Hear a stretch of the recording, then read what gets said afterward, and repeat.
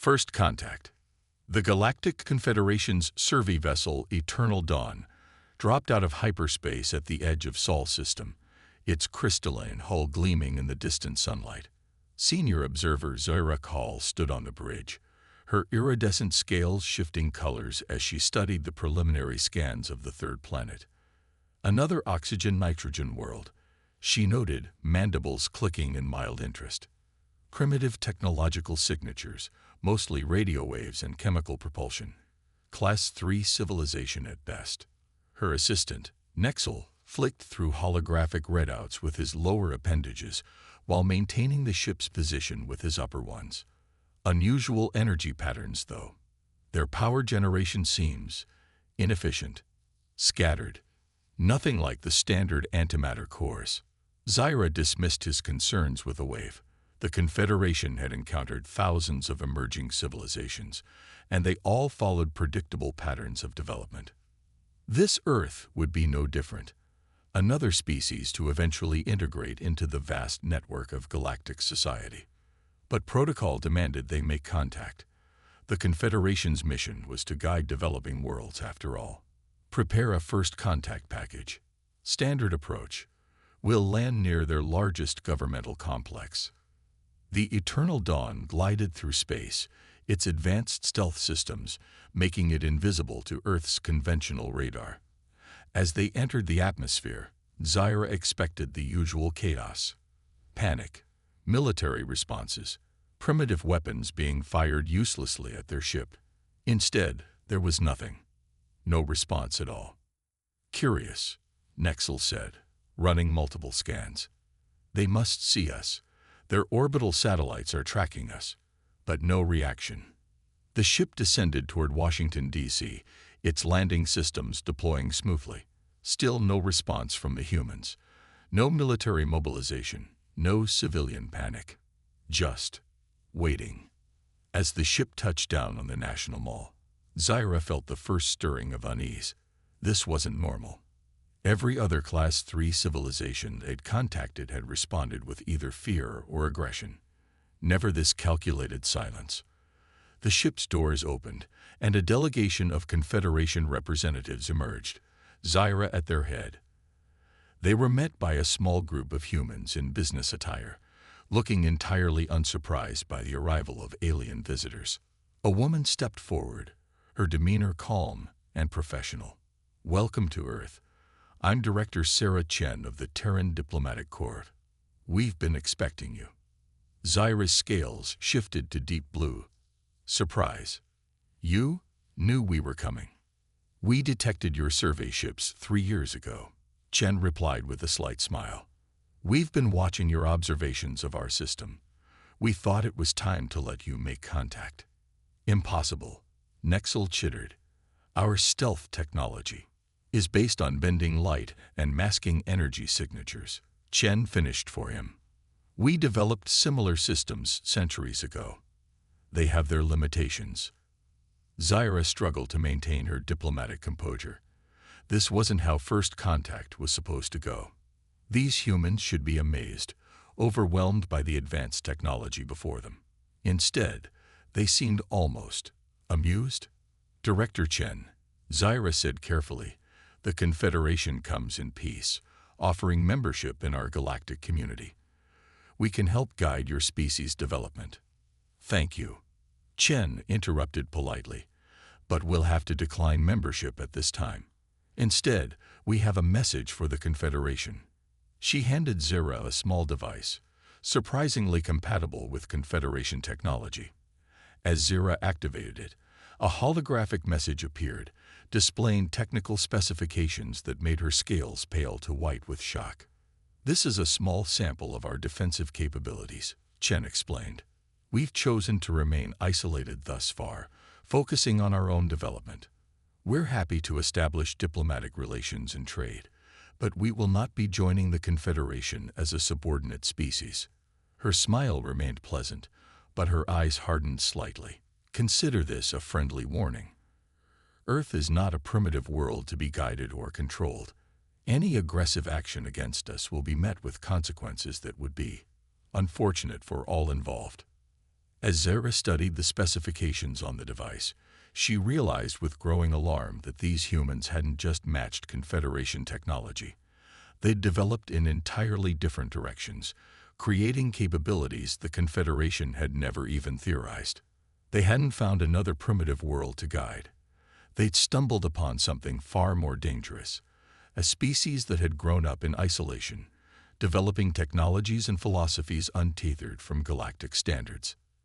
And they were ready for anything the galaxy might throw at them. "Will, convey your message to the Confederation Council," Zara managed, her voice steady despite her inner turmoil. Chen nodded. "Excellent. Now, would you like to join us for dinner? We have facilities adapted for various alien physiologies, and I find good food helps ease diplomatic discussions." As Zara followed Chen toward a nearby building, she couldn't shake the feeling that the galaxy had just changed irrevocably. The humans weren't asking for a place in the galactic community. They were announcing their presence as equals.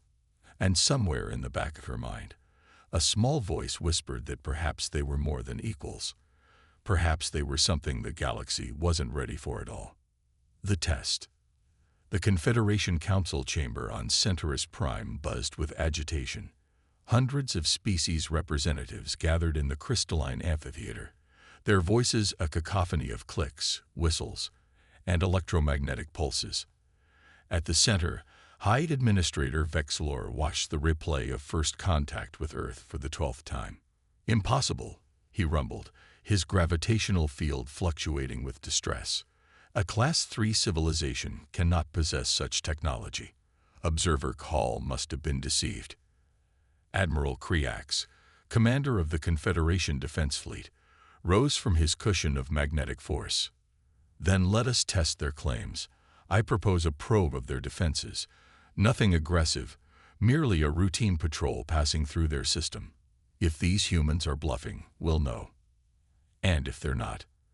asked Representative Miri, her photosynthetic tendrils glowing with concern. "Then we learn exactly what we're dealing with," Kriax replied. "Better to know now than wait until they decide to expand beyond their system." The vote was quick and nearly unanimous. Within days, Battle Group 7 departed for Sol system. 12 warships under the command of Captain Daxtel, officially on a routine patrol of the sector. As they approached Earth's solar system, Daxtel reviewed the first contact recordings again. Such arrogance, he mused to his executive officer. "We'll show them the difference between real military power and whatever primitive defenses they've cobbled together." The battle group dropped out of hyperspace at the system's edge, their sensors immediately scanning for Earth's defensive infrastructure.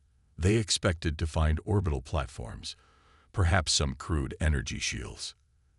They found nothing. "No defensive stations," reported the sensor officer.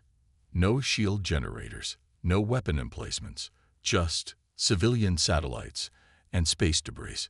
Daxtel's feeding tentacles writhed with satisfaction. "As I suspected, their threats were empty. Move the fleet in closer, standard combat formation." The warships accelerated toward Earth, their sensors probing deeper into the system. Still nothing. No response from the planet. No military mobilization. Just like during first contact, the humans seemed to be simply watching. At the halfway point to Earth, the first anomaly appeared. "Captain," called the navigation officer, "our position calculations are showing discrepancies. Small ones, but growing." "Compensate," Daxtel ordered, but the discrepancies continued to grow. Ships that should have been flying in perfect formation began to drift apart, their navigational systems providing conflicting data. Then the debris field came alive. What they had dismissed as space junk suddenly moved with purpose.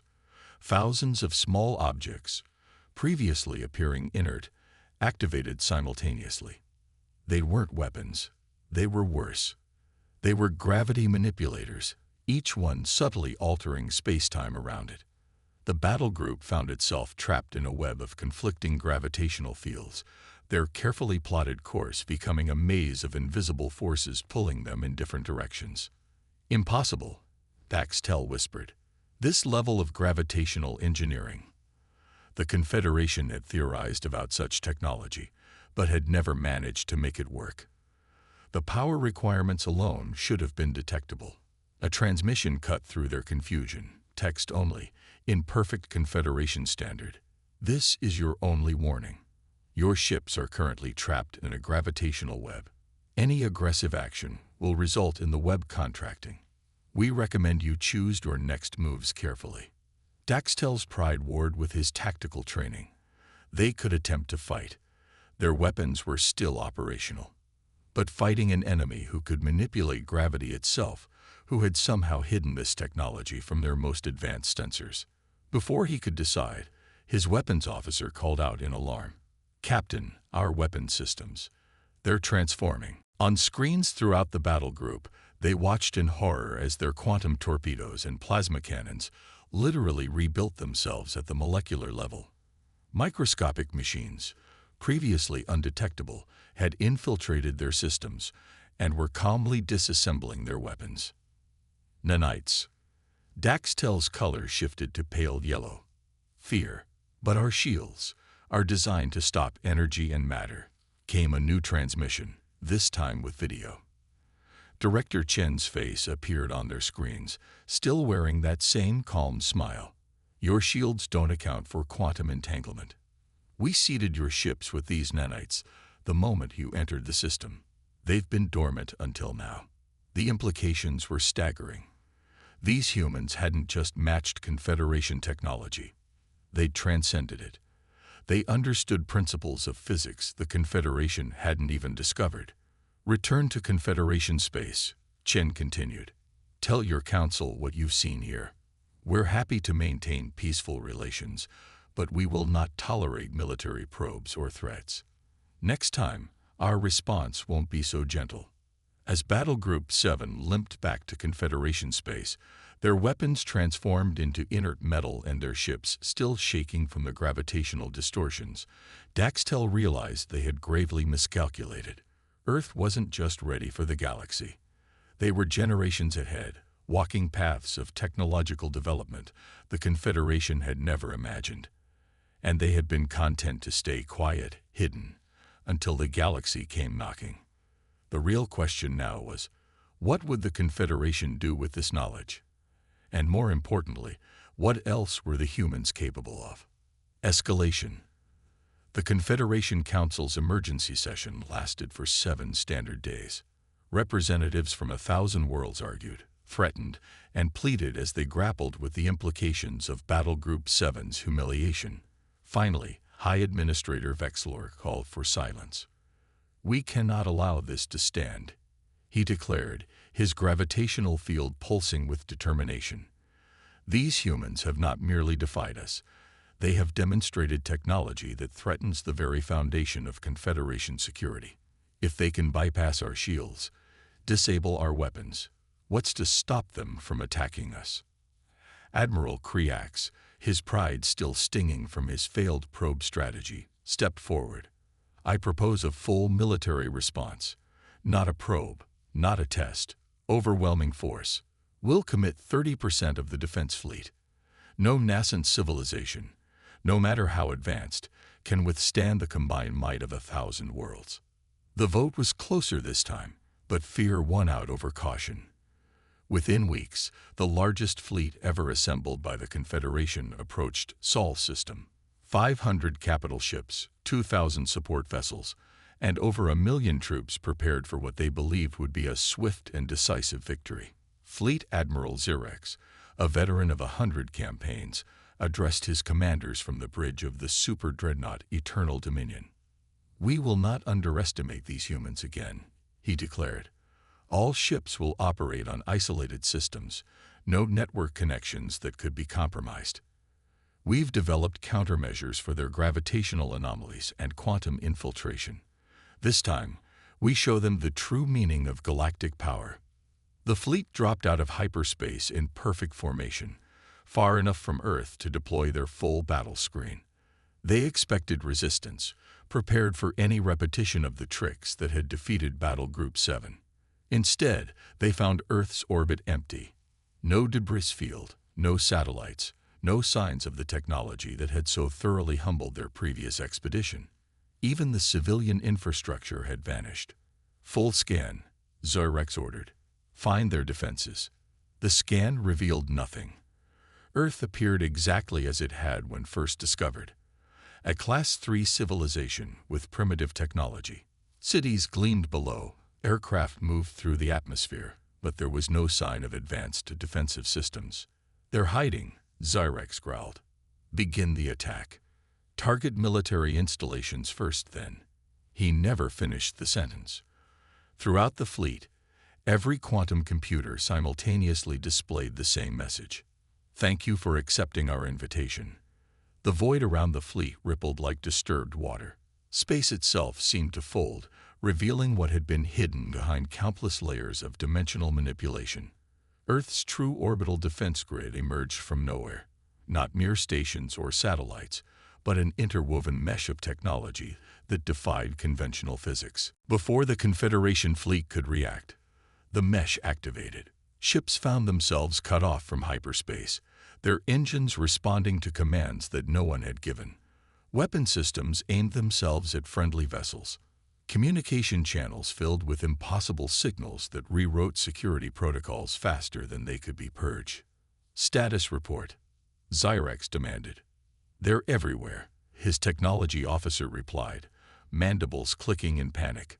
"The isolated systems, the countermeasures, they're useless. It's like they've had access to our technology for years, understanding it better than we do." A new hologram appeared on the bridge. Director Chen, flanked by military officers. Her expression was no longer pleasant. "We warned you," she said simply. "We chose isolation not out of weakness, but wisdom. We saw what the Confederation truly was, not a union of equals, but an empire hiding behind diplomatic niceties. When species join you, their technology is standardized, their development channeled along approved paths. Their potential is limited." On screens across the fleet, data began to flow.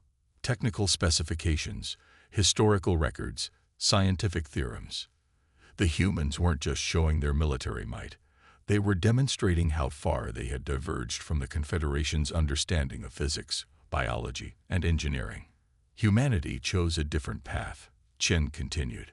"We explored technologies your scientists dismissed as impossible.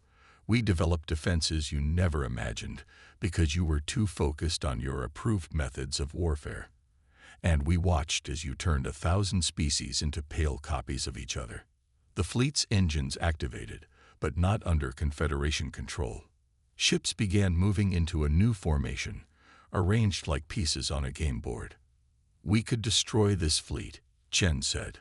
"But unlike you, we don't believe military force is the answer to every problem. Instead, we're going to give you a choice. You can return home, accept that Earth is off limits, and begin discussing diplomatic relations as equals.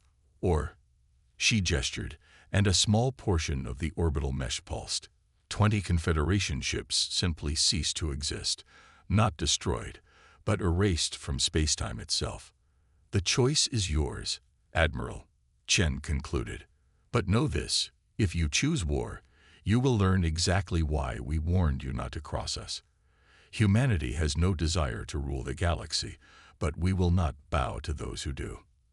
Admiral Zyrex, watching his mighty fleet reduced to little more than a collection of expensive toys, felt something he hadn't experienced in decades. Fear, not just of defeat, but of obsolescence. The humans hadn't just surpassed the Confederation. They had rendered their entire approach to technology and warfare irrelevant. The decision, he realized, had already been made. The only question was how much pride the Confederation was willing to sacrifice to avoid learning exactly what humanity was capable of when truly provoked. "Stand down all weapons," he ordered, his voice heavy with resignation. "Prepare the fleet for withdrawal." As the Confederation ships retreated, their crews shaken and their leaders humbled, Earth's orbital mesh faded back behind its dimensional veils. The planet once again appeared peaceful, primitive, unthreatening. But the galaxy would never see it that way again. The revelation. The halls of the Eternal Dominion, once echoing with the confident stride of Confederation officers, now hummed with subdued anxiety. Fleet Admiral Xerex sat in his private quarters, studying reports that made less sense with each reading. Before him stood an unlikely pair, Senior Observer Zyra Hall, who had made first contact, and Director Chen, who had been granted emergency clearance to board the flagship. "You still don't understand what you're dealing with," Chen said, her voice carrying neither pride nor malice. "Your scientists are trying to analyze our technology through your own lens of understanding. That's why nothing makes sense." Xerex's gravitational field flickered with irritation. "Then enlighten us. How did a single planet achieve this level of advancement in isolation?" Chen activated a holographic display, but unlike the standardized Confederation technology, this one seemed to bend reality itself. The room transformed around them, showing Earth's history in four-dimensional space-time. "We took a different path," she explained. "When your civilizations focused on mastering matter and energy, we explored consciousness and quantum mechanics. When you standardized technology across 1,000 worlds, we embraced diversity and unexpected solutions." The display showed hundreds of parallel development paths, each one representing a different approach to science and technology. While the Confederation's member species had all followed similar patterns, humanity had exploded in countless directions simultaneously. "Your greatest weakness," Chen continued, "is your belief in a single, correct path of technological evolution. You see a species using chemical rockets and assume they haven't mastered antimatter. You detect radio waves and conclude they don't understand quantum communication." Zyra's scales shifted to deep blue, revelation. "That's why we couldn't detect your defenses. We were looking for power signatures that matched our understanding of advanced technology." "Exactly," Chen nodded. "Our power doesn't come from massive energy reactors or antimatter cores. We learned to harvest quantum fluctuations to tap into the fundamental fabric of space-time itself. Our computers don't process information. They manipulate probability at the universal scale." The hologram shifted, showing Earth's true infrastructure. What had appeared to be primitive satellites were actually nodes in a vast quantum network. Their seemingly inefficient power plants were tapping into energy sources the Confederation had never imagined. Even their civilian technology operated on principles that defied conventional physics. "But it's not just technology," Chen added, her expression growing serious. "We develop differently philosophically as well. Your Confederation seeks to unite the galaxy under a single banner, a single way of thinking. Humanity chose to embrace chaos, to let a million different approaches compete and combine." Xerex watched as the display showed human society, a seemingly chaotic mix of different cultures, technologies, and philosophies, somehow working in harmony. "How do you maintain order without standardization?" "By accepting that order and chaos aren't opposites, they're partners," Chen replied. "Every human innovation, every breakthrough, came from combining different ways of thinking. We don't need to control chaos. We've learned to surf it." The implication slowly dawned on Xerex. The Confederation's greatest strength, its unity and standardization, was also its greatest weakness. They had created an empire of conformity, while humanity had built something far more resilient, a civilization that thrived on diversity and adaptation. "Your weapons," Zyra suddenly chittered. "They weren't weapons at all, were they?" Chen smiled. "Most of what you saw was repurposed civilian technology. Those gravity manipulators, traffic control systems, the nanites, medical technology. We didn't build weapons to fight you. We simply used our everyday tools in ways you hadn't imagined." The room returned to normal, but the universe seemed different to those who had witnessed the demonstration. The Confederation's carefully ordered vision of reality had been shattered, replaced by something far more complex and fascinating. "So what happens now?" Xerex asked, his voice heavy with the weight of revelation. "That depends on you," Chen responded. "We're willing to share some of our knowledge, to help the Confederation grow beyond its self-imposed limitations. But not as subordinates, and not if you continue trying to force the galaxy into a single mold. And if we refuse, then we'll remain in isolation, continuing our own development. But know this, the next time you mistake our restraint for weakness, we won't be so gentle in our response. Humanity has no desire to rule the galaxy, but we will not allow anyone to rule us. As Chen prepared to leave, she paused at the door.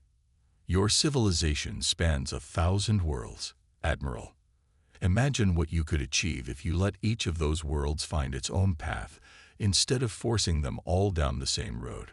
The revelation wasn't just about humanity's power, it was about the Confederation's choice. Continue as they were, slowly stagnating under the weight of standardization, or embrace a new way of thinking that promised both greater challenges and greater possibilities. The galaxy was about to change. The only question was whether the Confederation would change with it, or be left behind in the wake of humanity's example. A new balance. One standard year after the failed invasion of Earth, the Galactic Confederation was unrecognizable. The Great Hall of the Council Chamber, once a symbol of unified order, now buzzed with heated debates and competing ideas. Representatives from 1,000 worlds spoke not with one voice, but with many, just as humanity had shown them. High Administrator Vexlor had been replaced by a council of 5, each representing different philosophical approaches to governance. Among them sat Zura Call, elevated for her role in bridging the gap between human and Confederation thinking. The latest reports from the outer systems are interesting, Zyra announced to the Assembly. Worlds that we once classified as primitive are revealing technologies we never imagined. It seems Earth wasn't unique in hiding its true capabilities. They were just better at it than most. The chamber erupted in discussions. Over the past year, as the Confederation had loosened its grip on technological standardization, member worlds had begun revealing developments they'd kept hidden for centuries.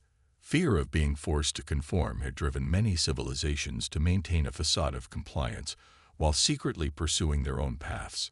Admiral Kriax, now serving as a military advisor rather than commander, shifted uncomfortably. And what of Earth? Have they shown any sign of expansion? None, Zyra replied. They maintain their isolation, though they've established trading posts at the edge of their system. The exchange of ideas has been enlightening. On screens throughout the chamber, data scrolled showing the revolutionary concepts emerging from these limited exchanges. Human quantum mechanics had completely rewritten the Confederation's understanding of reality. Their approach to artificial intelligence, partnering with it rather than trying to control it, had transformed computing across the galaxy. But it wasn't just technology. Human philosophy, their embrace of controlled chaos and diverse development, had sparked a renaissance across Confederation space. Worlds that had stagnated under standardization were awakening, rediscovering their unique paths. There are risks to this approach, warned Representative Miri, her photosynthetic tendrils pulsing with concern. Without standardization, without control. We grow, interrupted a new voice. Director Chen's hologram appeared in the center of the chamber, Earth's official observer to the Confederation. You're learning what humanity discovered centuries ago. True strength comes from diversity, not uniformity. The past year had proven her right. While some worlds struggled with the new freedom, others flourished. The Confederation's military power had actually increased as member species contributed unique technologies and strategies. Their scientific understanding had grown exponentially as different approaches cross-pollinated. But the greatest change, Chen continued, is in how you view yourselves. You're no longer an empire pretending to be a democracy. You're becoming a true confederation of equals, each contributing their unique strengths. She wasn't exaggerating. The Confederation's encounter with Earth had forced them to confront their own limitations, their assumptions about progress and civilization. The result was a transformation more profound than any military defeat could have achieved. We've received requests from 37 member worlds to establish direct diplomatic relations with Earth, Zyra reported. Not through the Confederation, but independently. A year ago, such a suggestion would have been unthinkable. Now, it was just another sign of the new balance emerging in the galaxy. The Confederation was evolving from a monolithic empire into a true network of civilizations, each following their own path while contributing to the whole. "And what does Earth think of these requests?" asked Kriax. Chen smiled. "We're considering them carefully. Some worlds are ready for deeper exchange. Others need time to break free from old patterns of thinking. But we're optimistic about the future." The chamber grew quiet as her words sank in. Earth wasn't just a powerful adversary that had humbled the Confederation. They were a mirror showing what the galaxy could become when freed from the chains of standardization. "There will always be those who yearn for the old ways," Chen acknowledged, "who believe that control and uniformity are the path to stability. But you've seen another way now. You've glimpsed what's possible when you embrace diversity instead of fearing it." As the session concluded, Zyra remained in her seat, watching the representatives disperse. A year ago, she had been the first to discover that humanity wasn't what they appeared to be. Now she understood that the same was true of every species, every world. The galaxy was transforming, awakening to its own potential. The old Confederation was dying, but something far more interesting was being born in its place. And it had all started because they had underestimated a single primitive world that dared to warn them. "Cross us, and you'll regret it." Earth had kept its promise, but not through war or conquest. They had changed the galaxy simply by showing it a better way. The humans hadn't needed to rule the Confederation. They had simply needed to show them how to rule themselves. As the lights dimmed in the chamber, Zyra reflected that perhaps this had been humanity's plan all along, not to defeat the Confederation, but to free it from itself.